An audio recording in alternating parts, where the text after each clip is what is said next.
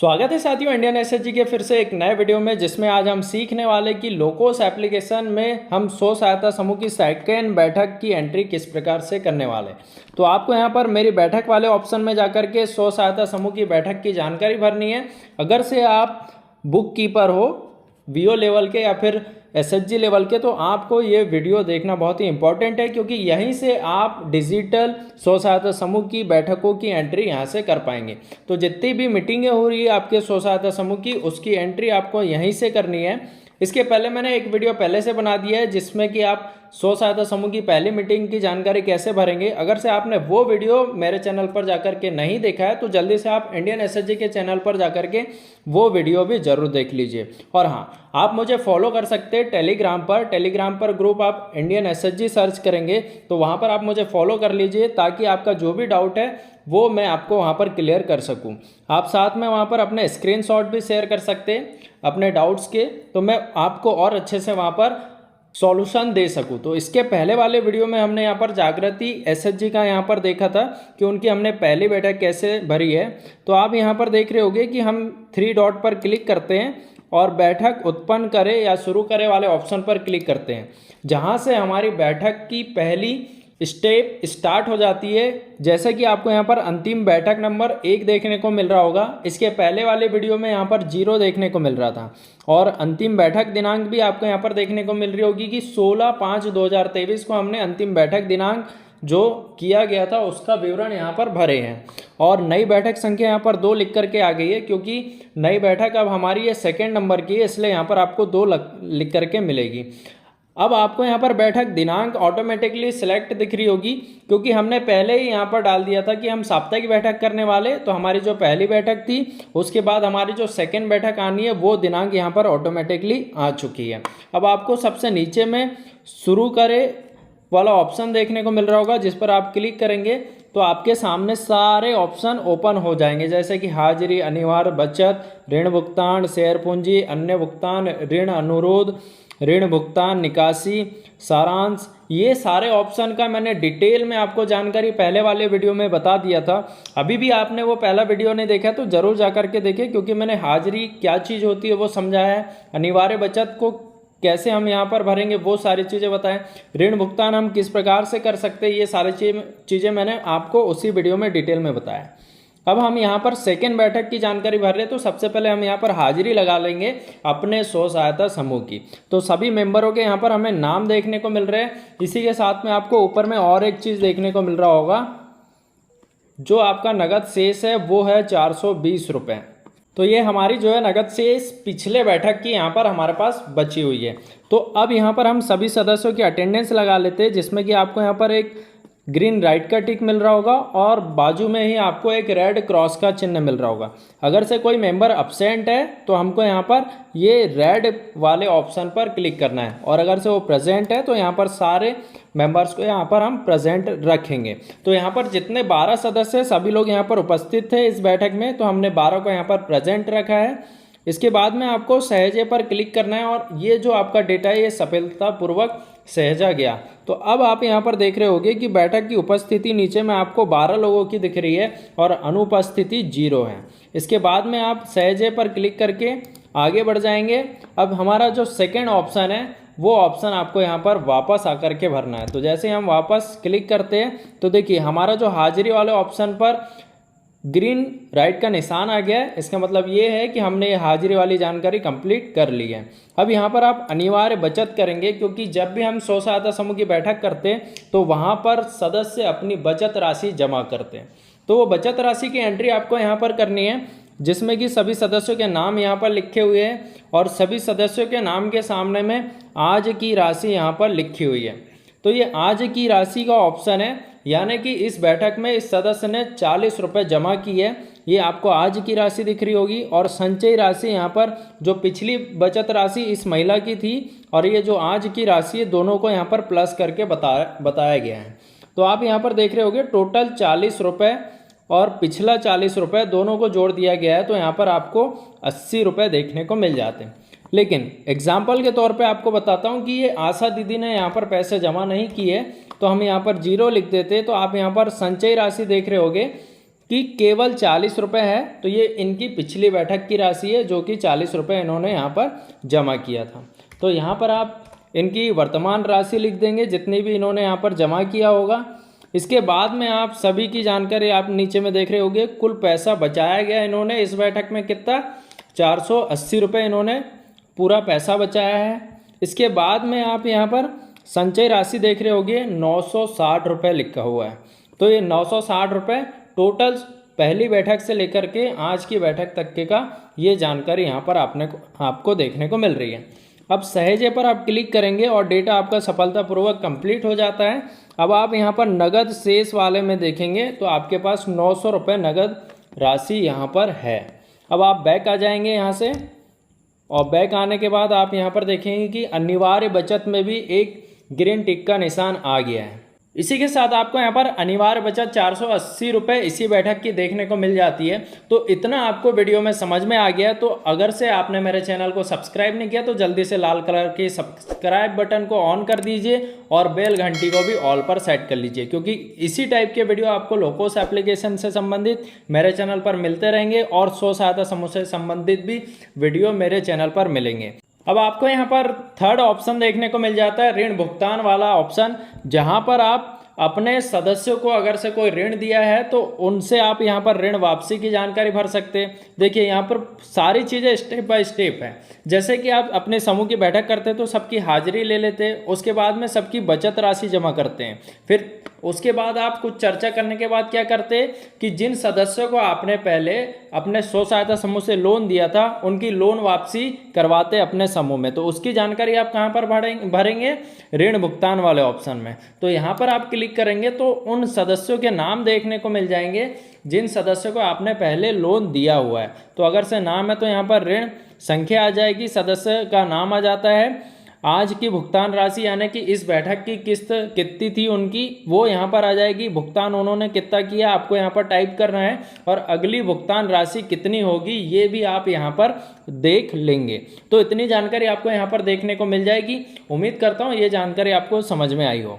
अब यहाँ पर आप फिर से बैक आ जाते हैं तो चौथी जो ऑप्शन है शेयर पूंजी या अन्य प्राप्ति। अगर से आपके समूह में कोई अन्य प्राप्ति आती है तो उसकी जानकारी आप कैसे भरेंगे, इसी ऑप्शन में जाकर के आपको भरना है, जहां पर सदस्यों से आप दंड वसूल सकते हो या फिर कोई अन्य राशि आपको जमा करना है। मान लीजिए अपने स्व सहायता समूह में आप सभी का आईडी कार्ड बनाना चाहते हैं, लेकिन उसकी राशि आप यहां पर अन्य तरीके से लेना चाहते, उसके लिए आप यहां पर प्लस के आइकॉन पर सेलेक्ट करेंगे और प्राप्ति का आपको प्रकार बताना पड़ेगा। योगदान है, सदस्यता शुल्क है, प्रवेश शुल्क है, शेयर पूंजी है, सेवा शुल्क है, दंड है या अन्य है। तो यहाँ पर हम अन्य पर सिलेक्ट कर लेते हैं और रकम आपको यहाँ पर टाइप कर देनी है। तो यहाँ पर हम रकम भी टाइप कर देते हैं। अब हमको जो रकम मिली है ये नगद मिली है या फिर बैंक से मिला है या फिर ऑनलाइन मिला है, तो ये आपको यहाँ पर भुगतान का प्रकार चूज करना है और सहेजे पर आप जैसे ही क्लिक करेंगे तो ये जानकारी आपकी कंप्लीट हो जाएगी। और देखिए ये आशा दीदी के नाम के सामने में 80 रुपये यहाँ पर आपको देखने को मिल जाते हैं। अब इसको आप यहाँ से पेंसिल वाले ऑप्शन से एडिट कर सकते हैं और बाद में आपको यहाँ पर डिलीट वाला भी ऑप्शन देखने को मिलता है, तो यहाँ से आप डिलीट भी कर सकते हैं। लेकिन आपको मैं यहाँ पर बता दूँ कि इस बैठक में एक सदस्य से दंड वसूला गया, तो यहाँ पर हम इनके नाम के सामने में सिलेक्ट कर लेते हैं कि हमें प्राप्ति किस चीज़ की हुई है, दंड की हुई है। तो दंड हमने सिलेक्ट कर लिया, रकम हमने यहाँ पर टाइप कर दिया है 100 रुपये, क्योंकि 100 रुपये यहाँ पर हमें क्या प्राप्त हुआ है, नगद के रूप में, और हम इसे सहेज लेते हैं। ये डेटा हमारा सफलतापूर्वक सहेजा गया, जिससे हमने दंड लिया है उसके नाम के सामने में आपको यहाँ पर राशि भी देखने को मिलेगी और नीचे में टोटल भी आपको देखने को मिल जाएगा। इसी के साथ में हमारे पास जो नगद की राशि है वो भी अब हो चुकी है, कितना, 1000 रुपये। पहले कितनी थी, 900 रुपये। अब यहाँ पर आप वापस फिर से आ जाएंगे। वापस आने के बाद आप देख रहे होंगे शेयर पूंजी की जानकारी भी हमारी कंप्लीट हो चुकी है। अब आपको यहाँ पर अन्य भुगतान वाला ऑप्शन देखने को मिलेगा, इस पर आप क्लिक करेंगे तो किसी सदस्य को आप अन्य भुगतान देते हैं तो उसकी जानकारी आपको यहाँ पर भरनी है। एग्जाम्पल के तौर पे हम यहाँ पर देखते हैं, प्लस वाले आइकॉन पर आपको सिलेक्ट करना है और भुगतान के आपको यहाँ पर प्रकार देखने को मिलेंगे। पहला यहाँ पर लाभांश, यात्रा और अन्य। तो देखिए यहाँ पर आप किसी सदस्य को यात्रा भत्ता दे रहे हैं अपने समूह के काम से कहीं आने जाने का, तो उसको आप यहाँ पर यात्रा वाले ऑप्शन में डाल सकते हैं।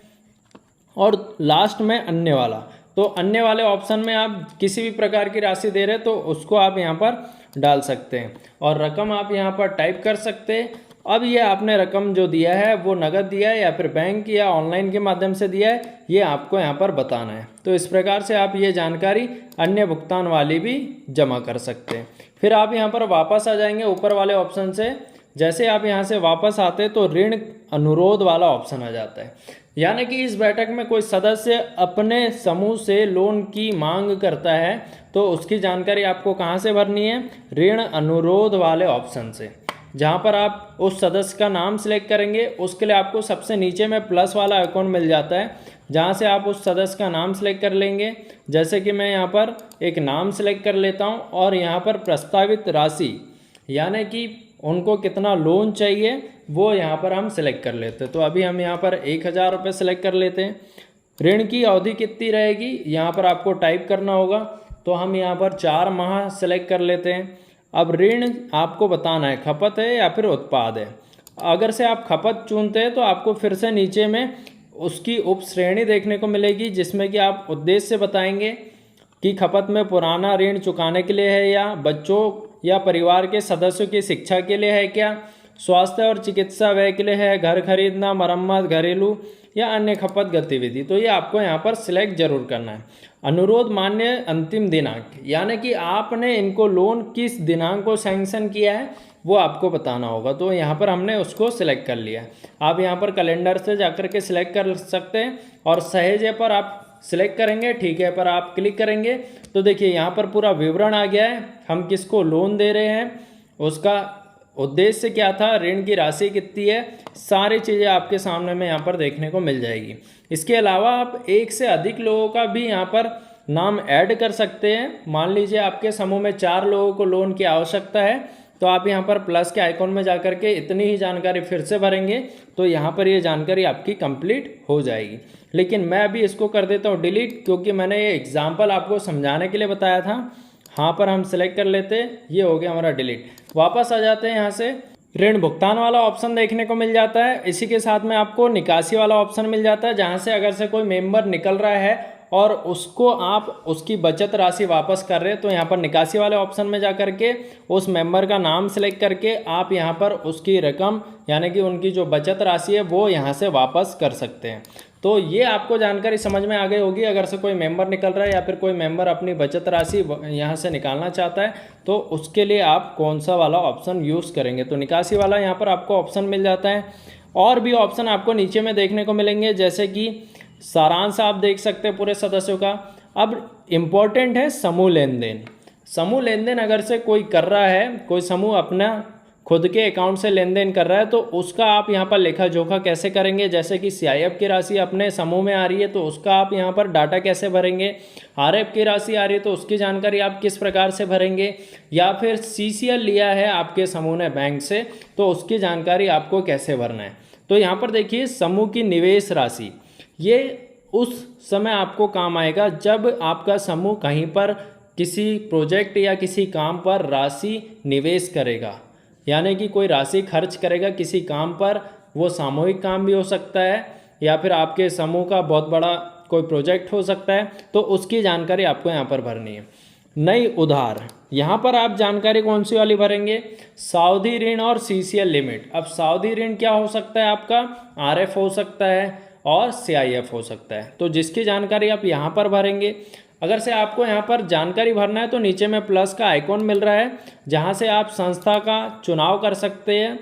VO ने आपको अगर से यहाँ पर CIF की राशि दिया तो आप यहाँ पर अपने समूह का खाता नंबर लिख सकते हैं, किस तारीख से दिया वो लिख सकते हैं।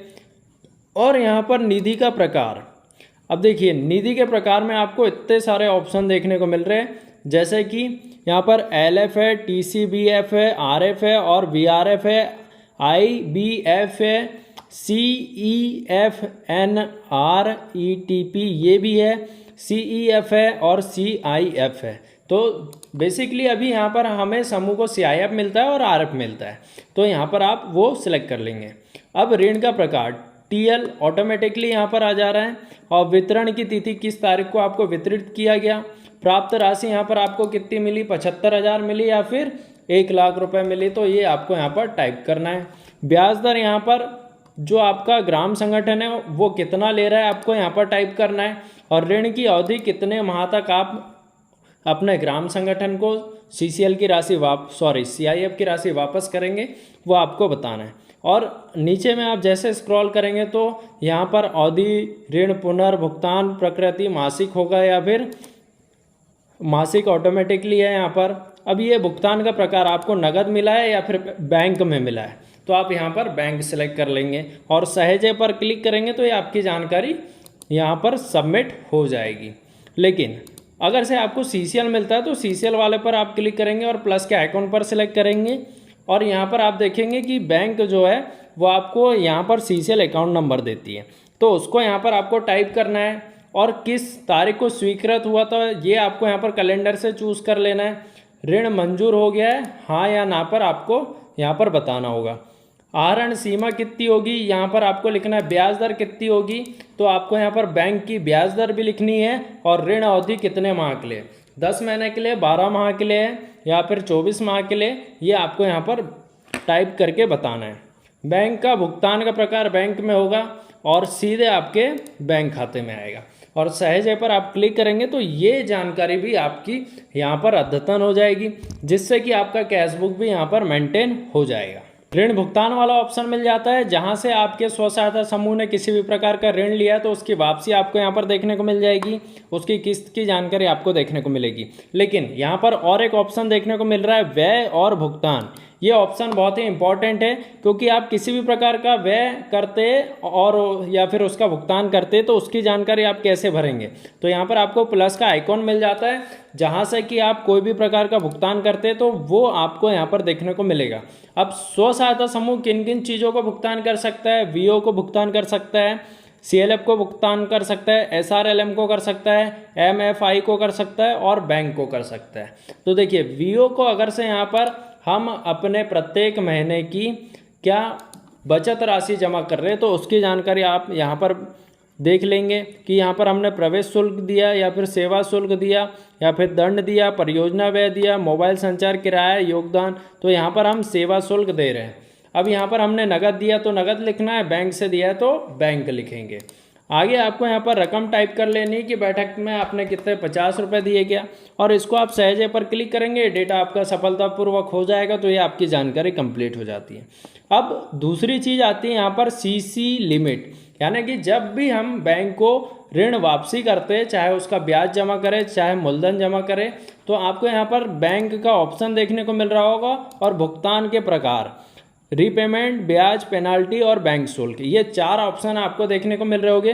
तो किसी भी प्रकार का आप यहाँ पर भुगतान कर रहे हैं तो वो आपको यहाँ पर सिलेक्ट कर लेना है। जैसे कि हम रीपेमेंट कर रहे हैं, भुगतान की आपको तारीख बैंक यहाँ पर दिखा देगा, बैंक का नाम आप यहाँ से सिलेक्ट कर सकते हैं, क्योंकि मैंने पहले ही बताया कि आप जब भी CCL लेते हैं तो उसकी जानकारी आपको भरनी है। अब यहाँ पर आप चेक नंबर या लेन देन जो भी आपको यहाँ पर बताना है, उसके बाद में रकम टाइप करनी है और सहेजे पर क्लिक करना है। इतनी जानकारी भरने के बाद आपकी ये जानकारी हो जाती कंप्लीट। इसी प्रकार से आप यहाँ पर नगद पेटी में देख सकते हैं 950 रुपये है अभी आपके पास, और यहाँ पर बैंक अकाउंट में 0 है। तो बैंक अकाउंट में आप क्लिक करेंगे तो यहाँ पर प्रारंभिक राशि 0 है, उसके सामने आपको नामे यहाँ पर देखने को मिल जाता है और कुल जमा, यानी कि कितना निकासी हुई है और कितना जमा हुआ है, कुल बकाया यहाँ पर कितना है, और नीचे में मार्गस्थ नगद राशि यहाँ पर कितनी है। तो अभी तक हमने यहाँ पर अपने बैंक अकाउंट में एक भी राशि जमा नहीं की है, इसलिए हमारा जो बैंक का बैलेंस है वो 0 है। तो अब यहाँ पर आप जब भी अपने बैंक खाते में पैसा डालेंगे तो वो जानकारी आपको देखने को मिलेगी। तो इसके लिए मैं आपको सेकेंड वीडियो अपलोड कर दूंगा, जिसमें कि आप बैंक में राशि जमा कर रहे हैं प्रत्येक महीने में तो उसकी एंट्री कैसे करेंगे लोकोस एप्लीकेशन में, उसके लिए मैं सेपरेट अलग से वीडियो अपने चैनल पर अपलोड कर दूंगा। तो अभी तक भी आपने मेरे चैनल को सब्सक्राइब नहीं किया तो जल्दी से सब्सक्राइब कर लीजिए। मिलते हैं नेक्स्ट वीडियो के साथ, जिसमें हम बहुत कुछ सीखने वाले। तब तक के लिए जय हिंद।